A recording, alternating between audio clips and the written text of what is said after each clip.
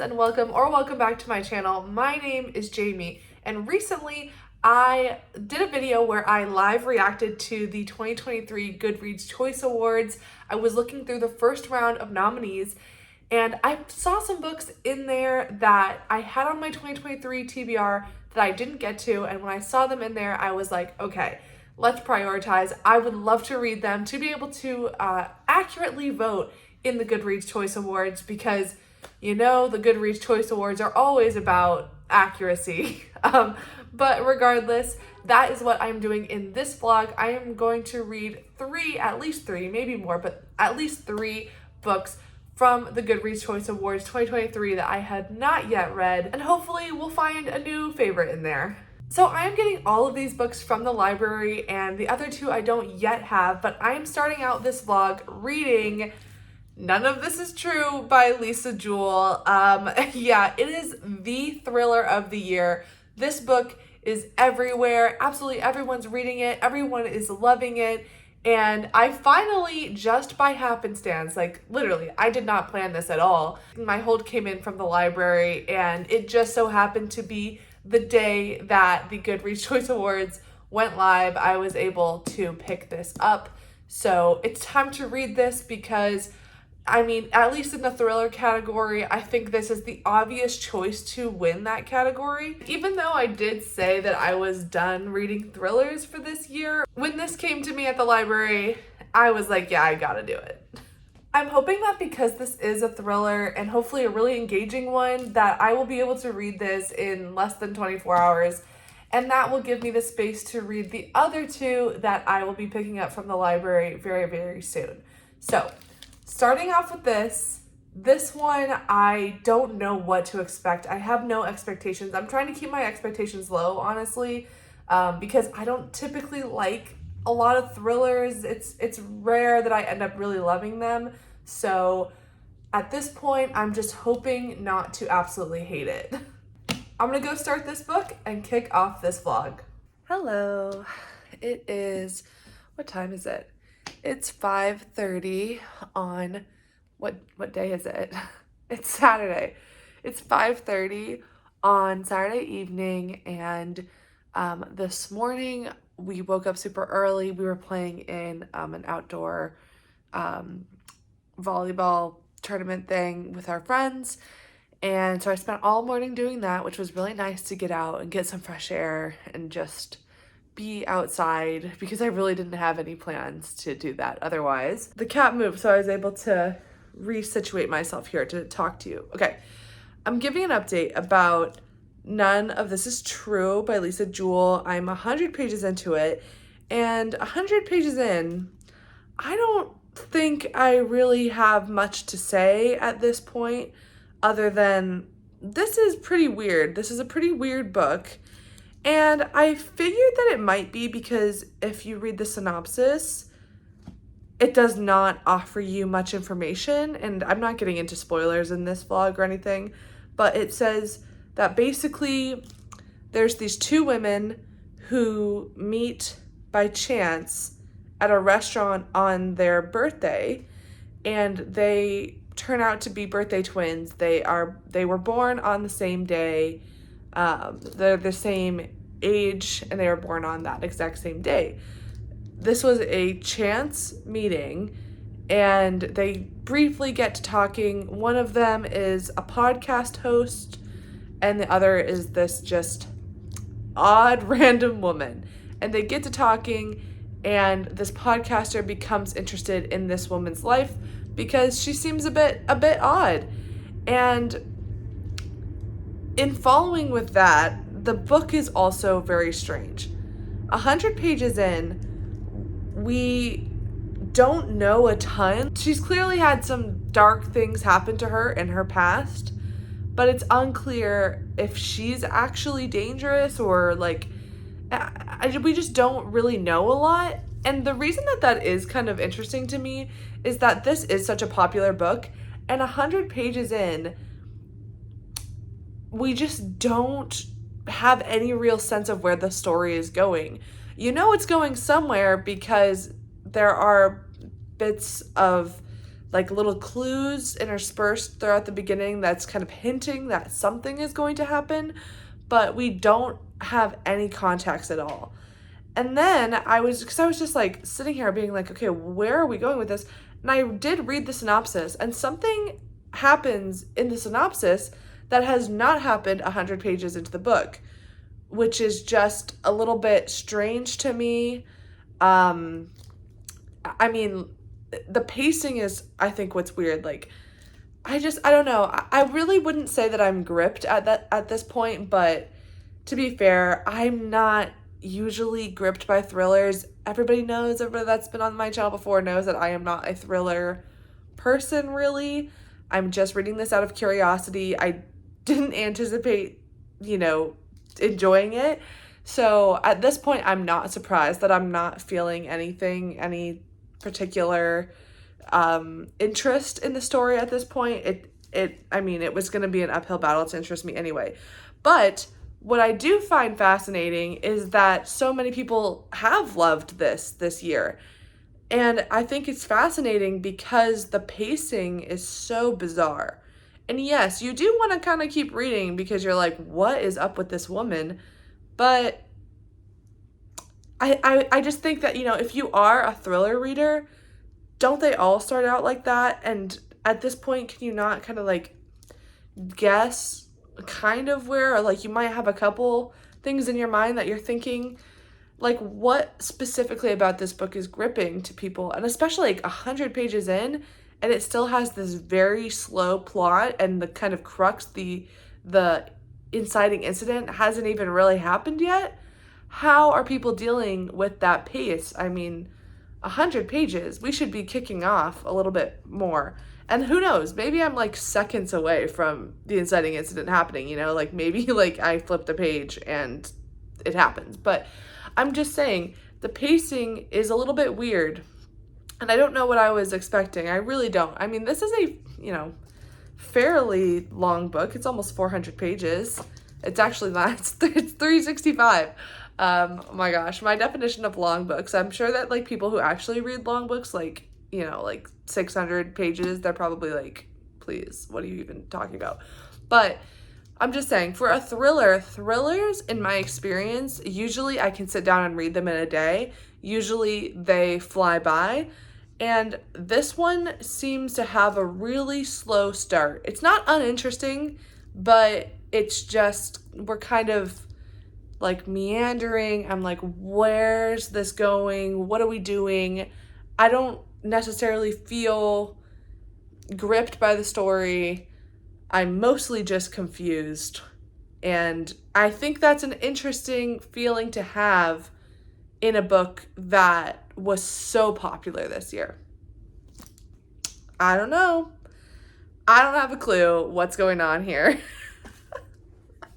I'm gonna keep reading. Like, at this point, I'm just curious what people love about it and what makes it different from other thrillers. If there is anything different, I don't even know that. I'm just saying because of how popular this was and how many people absolutely adored this book. And this is also my first Lisa Jewell, so I don't know how it compares to anything else she's written. I'm just saying 100 pages, and I'm not getting a lot. Hello. It is the next day. It is Sunday. It's about 11:30 a.m. and I have so many errands to do today. So I kind of don't think I'm going to get much farther today, but I do have an update for None of This Is True. I am over the halfway mark at this point. I got to page, not a page number on that one. I got to page, oh wow, look at me, I kind of did a good job. I got to page 230 between last night and this morning. So a decent way through. We're over the halfway mark. And I do not know what to make of this. I really, truly don't know what to feel about it. I will say, like, I am enjoying it. I am actually enjoying it. to as much of a degree as it's possible for me to enjoy a domestic thriller, because that is what this is. It is a domestic thriller. It has a lot of tropes and just cliches that are always found in this genre. It's about two women. One of them is really put together. She's a podcaster. She's very chic. And the other is not that. She's kind of feeling the stress of being next to this very aspirational person. And I'm phrasing that in an intentionally vague way, because I do not want anybody to be spoiled or anything like that going into this. So I'm not giving any amount of detail farther than that. But the trope of these two women, this happens a lot in domestic thrillers. There's this kind of competition between these two women, and it inevitably leads to some kind of like dark sense of obsession. That is something I see all the time in this genre. I also see tropes of, it's just like hidden secrets and stuff kind of bubbling under the surface, which is all to be expected in this genre. So it's not doing anything different in that sense, but it does do a couple of things that keep me reading and keep me interested. There are elements of the podcast, there are elements of other kinds of mixed media is not exactly the word, but there are other elements of other kinds of media in here, which are just generally interesting to me. And thankfully, I honestly say this, it's not written in first person. I cannot tell you how big of a difference that makes for me. Reading domestic thrillers in the first person is truly one of my biggest pet peeves. I do not like first person unless it's done in a very specific and intentional way. And most of the time when I read domestic thrillers, the first person is annoying and frustrating, and ironically, like it does not lead me to understand their character better, which is what first person is supposed to be used for. It's supposed to give the reader a sense of this person's personality. And typically in domestic thrillers, I've found, not having read a ton of them, but having read enough, I do not like the first person for domestic thrillers. I tend not to like the characters that we're following in domestic thrillers or thrillers in general. Here it is told in third person, but with rotating perspectives between the two women. And I really enjoy that, as well as some other interspersed pieces of information from other perspectives, which is what has been keeping me going. I like the third person. I feel like the writing is actually really strong. It's taking me longer than I would have thought to get through this book, not because it's uninteresting, but because the writing is actually genuinely like engaging. And the pace, while it is definitely slower than I would have thought, I'm actually enjoying the process of reading through all of the characters' thoughts. And the writing, I think, is pretty strong, actually. Again, not something I'm used to seeing in domestic thrillers. So that's why I'm having a hard time actually determining how I feel about this, because on the one hand, it's a lot of the same and it's not something that I normally like. But on the other hand, it's doing enough that's different and adding elements that I do like to keep me interested. And definitely there is a mystery sort of element to this. I still don't really know where this is going or really what's going on, which I think is good, because I wouldn't want to know earlier than it's giving me. But at the same time, there's not this strong, palpable sense of dread, which is something that I like in thrillers. So I am kind of missing that sense of just really sickening dread, which I get. This is not a horror book, so maybe that's asking a bit too much of this genre. I don't know. The thriller genre, the domestic thriller genre is hard for me. It's hard for me to enjoy. So the fact that I am kind of passively interested in this, I actually think is a good sign. I don't know, I feel like I'm not really selling this book very well. It's because I think I won't really know if I'm gonna recommend this or how I really feel about it until I get to the very end. So there's that. That's a long-winded way to say it's fine right now.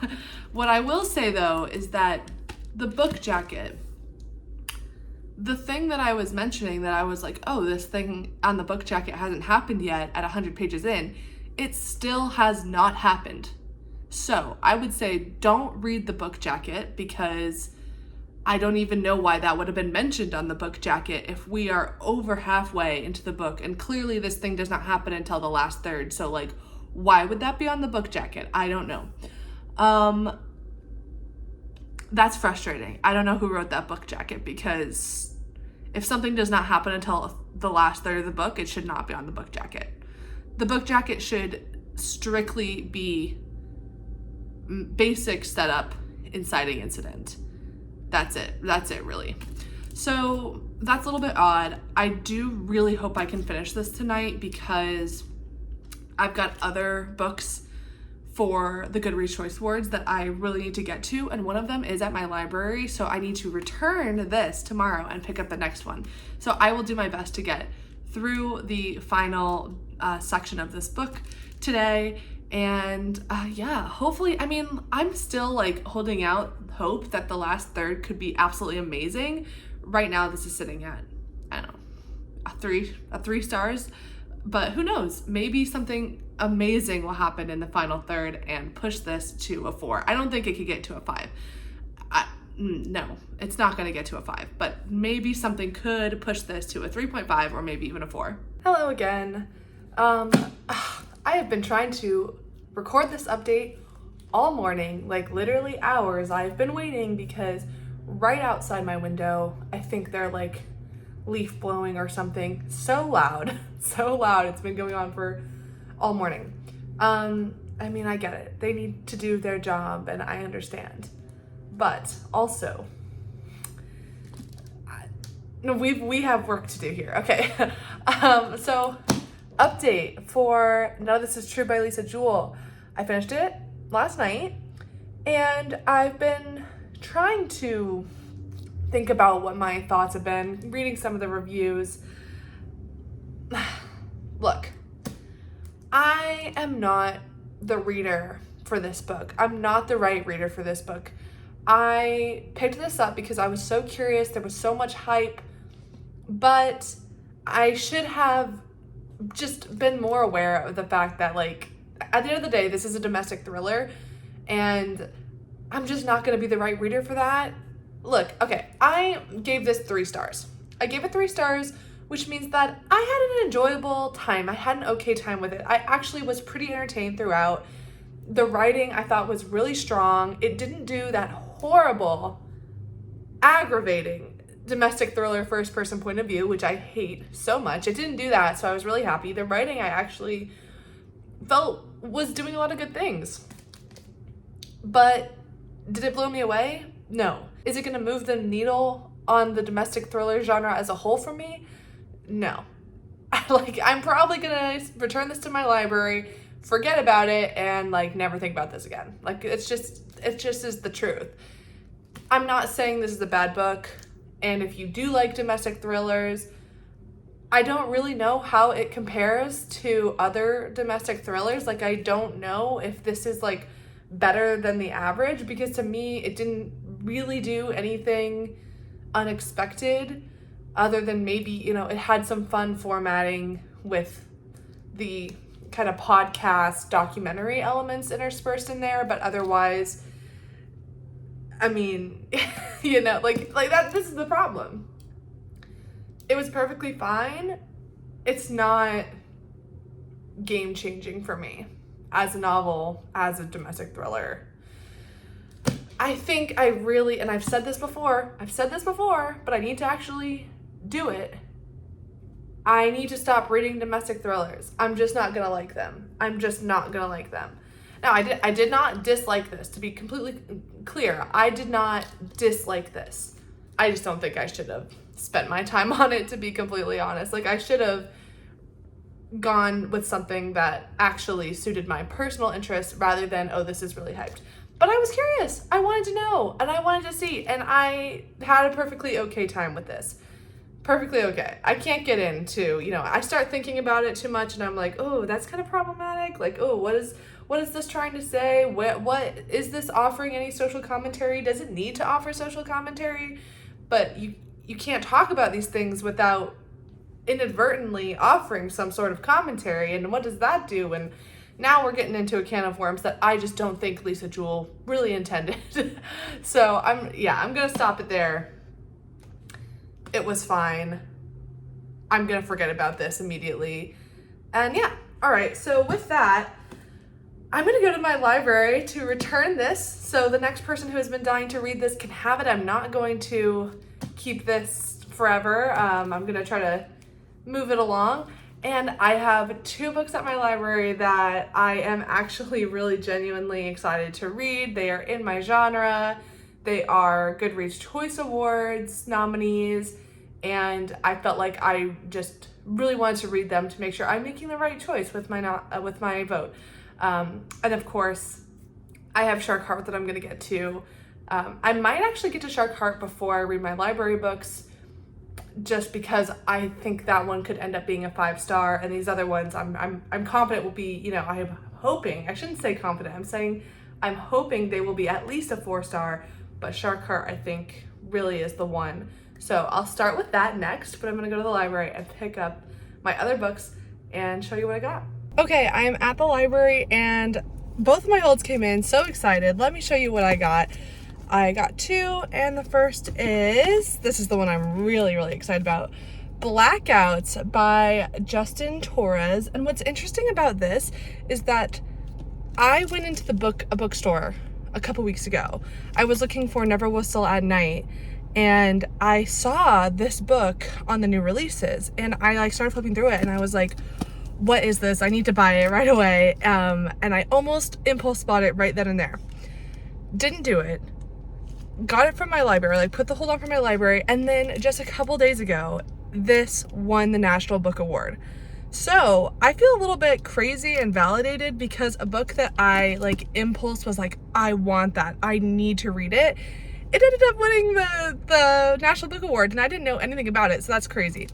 I still don't know a whole lot about this, but what I do know is that it's about, I believe, a gay man who is in prison or something, and he's telling this story, and there's illustration, and then there's parts of it, I'm sorry, I'm trying to flip through this, there's parts of the actual book, oh here we go, that are blacked out. So I don't really know all that much, but I do know that this won the National Book Award, and it is a GoodReads Choice Award nominee. And I don't think many people have been talking about this, at least not on BookTube that I've seen. It's certainly not going to be a super hyped, TikTok anticipated release or anything like that. But I'm very happy and I'm excited to read it. And then the next one that I got is a book I've been meaning to read since it came out this year. That is The Last Tale of the Flower Bride by Roshani Chokshi. Let me try that again. Roshani Chokshi. This book is categorized in the fantasy section of the GoodReads Choice Awards, but to my understanding, it's not a lot of fantasy. It's just kind of semi-magical.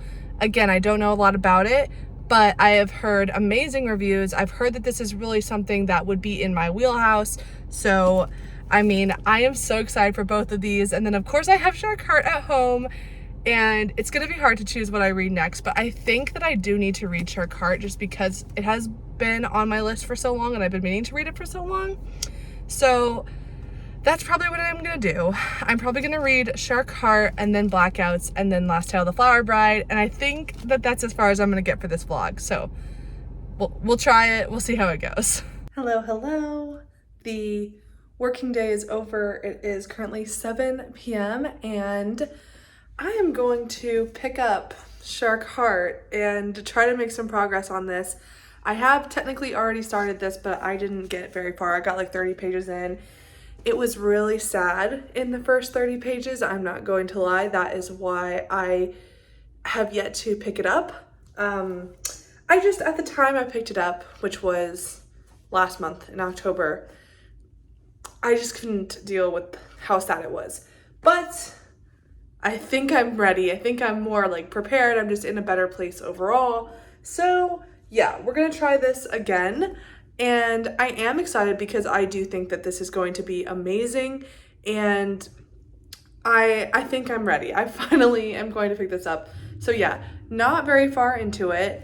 And the only update I have for the beginning of this book is it kicks off with a bang. Be prepared to have your heart ripped out, but hopefully we will love the journey of getting there.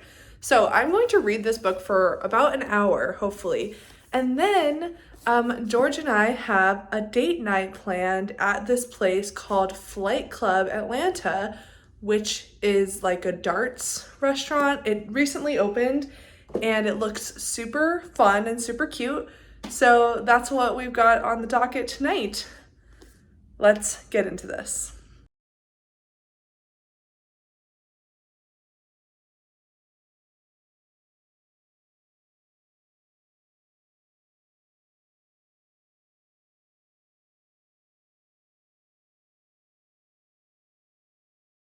Oh my gosh, you guys. It's Wednesday, the Wednesday before Thanksgiving, and yesterday night I completely neglected my reading because I decided to download a cozy game on George's Switch. Really nice of him to let me download a game. This one is called Cozy Grove. Oh, the glare is really bad. This one's called Cozy Grove, and it's so cute. Oh my gosh.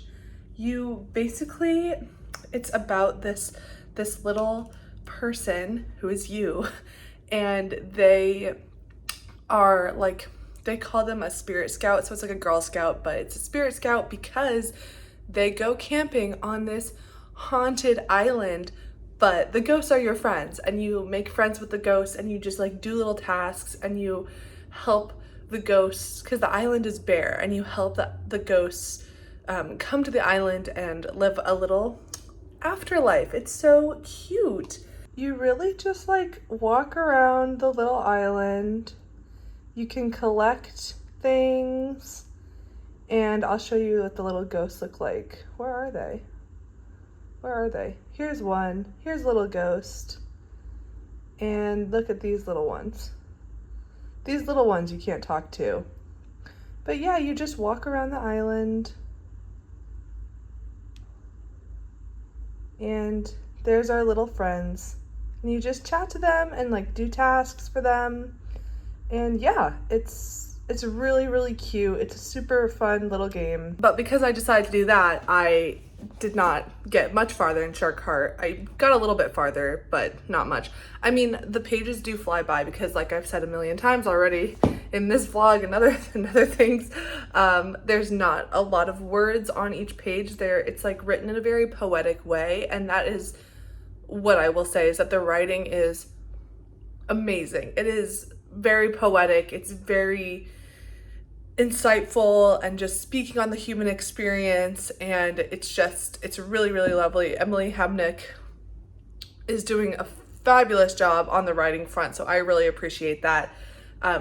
Yeah, but I'm gonna have to get it together today and like really like sit down and read I'm gonna try to read from like right when I get off of work at 5 p.m. until maybe 7, and just 2 hours of just reading straight through, and I think that will make a really significant chunk, get a significant chunk of that book done.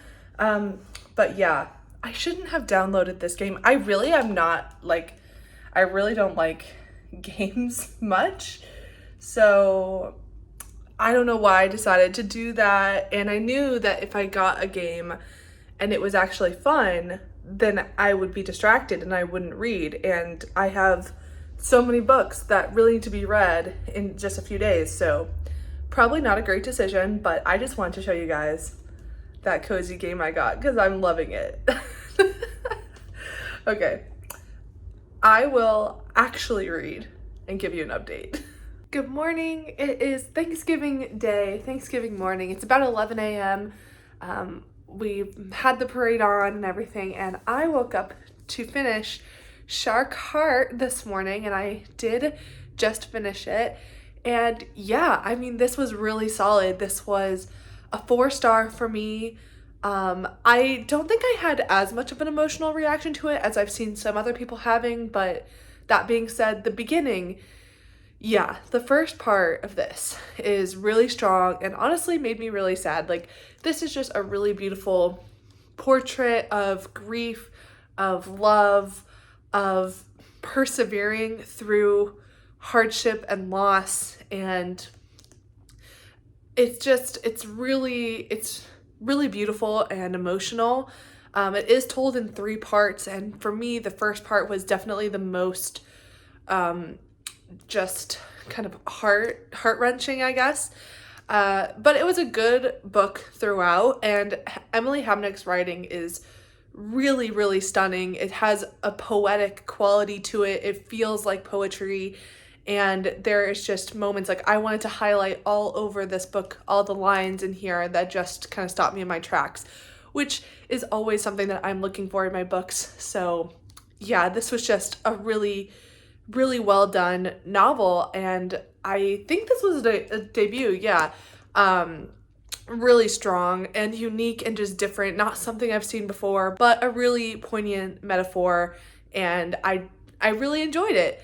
That being said, I probably would not change my vote from Changing All-Stars to Shark Heart. Shark Heart was one that I thought could maybe upend all of my other choices, but I personally would still vote for Changing All-Stars for Best Fiction. I believe that's the one I voted for over Shark Heart. I mean, this is really good, but Changing All-Stars is like perfection, in my opinion anyway. But we'll see, because I still have a couple more coming up. I still have a couple more on the docket. We'll see if any of those can dethrone Changing All-Stars. At this point, I don't see that happening. But yeah, I mean, I did really enjoy this, but I'm still going to keep my vote for Changing All-Stars for the fiction category and for September House for debut. I mean, obviously, it's so hard to choose between all these books because they are all really, really, really well done. Like, phenomenal. But I think I just, when it comes to the GoodReads Choice Awards, you really just have to go with your gut, and I think both September House and Changing All-Stars like really moved me. And while I loved this and I would highly recommend it, I feel like it's just coming down to personal preference at this point. So well done, Emily Hamnick. This was phenomenal. I'm definitely going to keep this on my shelf and recommend this to lots of people in the future. All right, so I'm going to put up my Christmas decorations. I got some new things from Target for Christmas decorations. The thing is, I really wasn't into decorating that much the past couple years. Like, I would just kind of get a couple things here and there, but I've been into it more this year. So I got a couple extra things because we just like don't have any decorations. So doing that this morning, and I will start reading my next book, which I believe is going to be Blackouts by Justin Torres. So I'm excited for that and excited to have a really fun Thanksgiving day.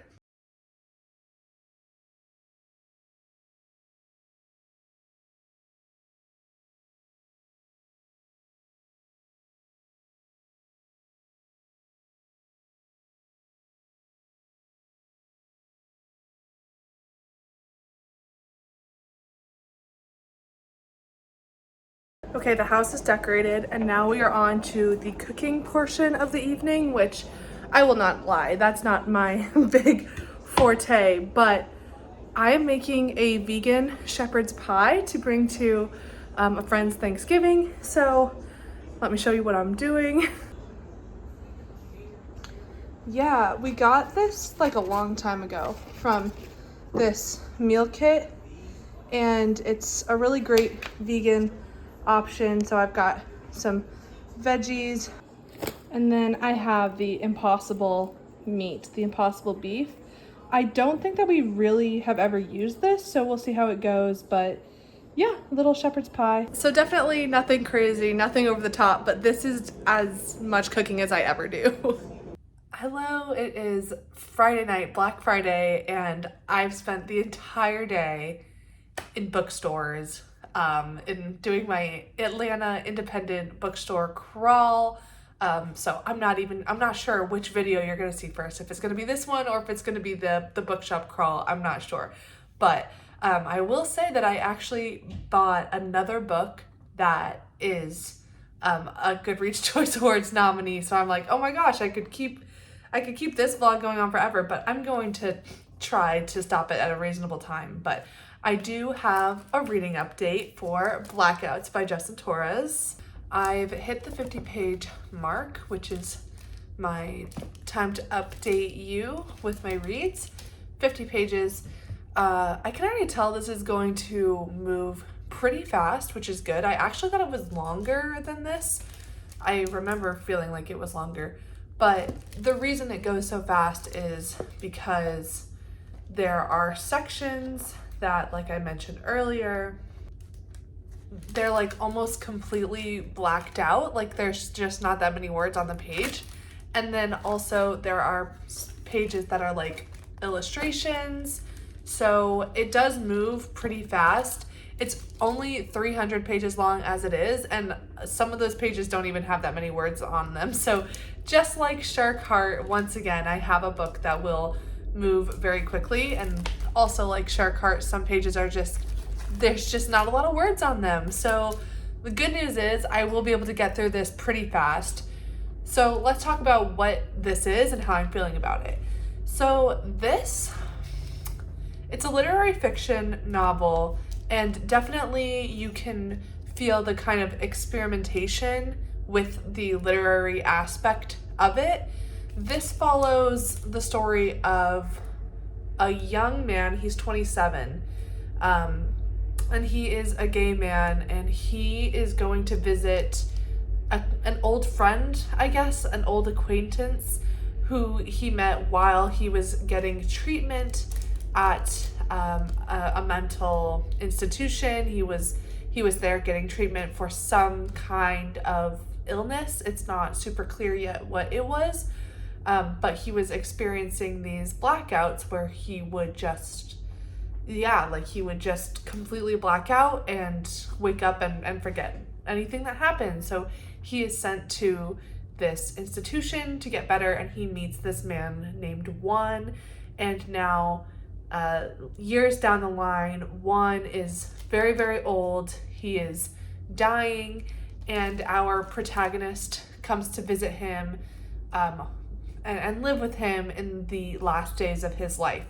And during this time, Juan presents him with a book, a book called Sex Variants, A Study of Homosexual Patterns. And this is the book that is blacked out. So the author wrote this about the LGBTQ plus experience, but for some reason, and somebody has gone in and blacked it out.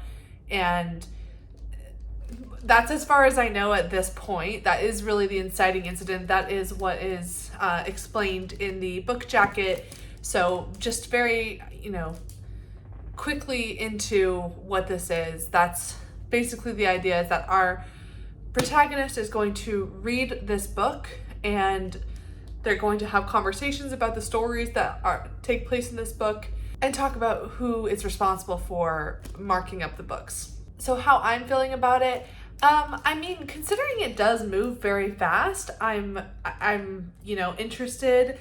The blacked out parts read like a poem, which is very much the intention, both from the author Justin Torres and also inside the story as well. There is some sort of notion that the blackouts are not done strictly for censorship, but rather to illuminate the truth of the text further. I don't really know much more than that, but that is what they seem to be insinuating. And yeah, it reads like poetry, and it's just a very interesting writing experiment. Again, this is very, very experimental. And the other thing that feels experimental about it is that it has this kind of timeless feeling to it. Like, you know the time period that this is set in, but at the same time, it feels very kind of like absent of time. And the way that the story is told reminds me of a lot of older literature in which you have a character who's telling the story of the book, but they're telling it to us as a narration. And you have this framing device of a character talking to us, the reader, which is not necessarily what's going on here, but it kind of feels like that because you have these two characters talking about the stories of other people within the book, inside a book. So it's a lot of conversation about stories, about literature, and there's also a lot of, references to literature. The character of the older man, Juan, he loves literature and he's always quoting famous writers, famous texts, films, art in general. Of course, the illustrations, I won't show that one.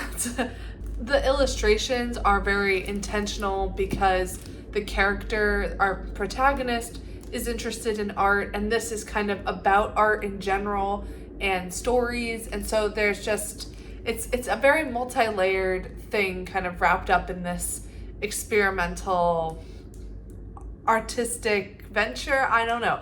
I'm not really feeling too strongly about anything at this point, but it is decently easy to read, and like I said, it's clear it's going to move pretty fast, so I think I will just get through this quickly and then kind of come to more holistic thoughts, because it does feel like something that I can't really have a feeling about until I reach the end. So yeah, but obviously very interested in everything that's going on here artistically. Good morning. It is Monday morning, the Monday after the Thanksgiving extra long weekend, and it's time for me to wrap this vlog up. With that, it's time for this vlog to end. So I do have a reading update. Exciting, I know. I just finished Blackouts by Justin Torres last night, and yeah, I mean, I enjoyed it. I would say, this won the National Book Award, and I can see why, because it absolutely deals with very powerful and relevant themes. Of course, the major theme in here is LGBTQ identity, and just it goes through the lives of many LGBTQ people. So that is a very, very prevalent theme, but it also touches on race, poverty, I mean, like a lot of things, to be honest. It does cover a lot of ground.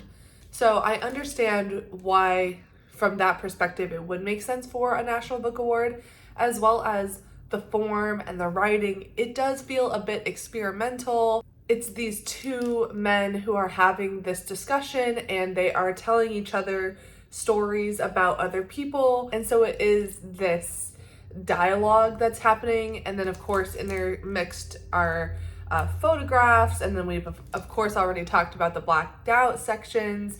So I can see why this would, be attractive to literary readers, because it's, experimentation with form, and of course it's really important and powerful themes. That being said, this is a very cerebral, experimental, highbrow sort of book. It feels like a piece of art. It feels like something that should be, up in a museum, and it needs to be dissected, and it's very dense almost, with this kind of palpable, just literature-ness. Because of that, I probably wouldn't recommend this just across the board. I probably wouldn't recommend this to just anybody. I would say if you genuinely enjoy this type of thing, where it's you have to put in the work to understand what's going on, you have to, sit and digest and really think about what they are talking about. If you genuinely enjoy that, then yeah, I mean, I'll say it's not a long book. It does move very fast.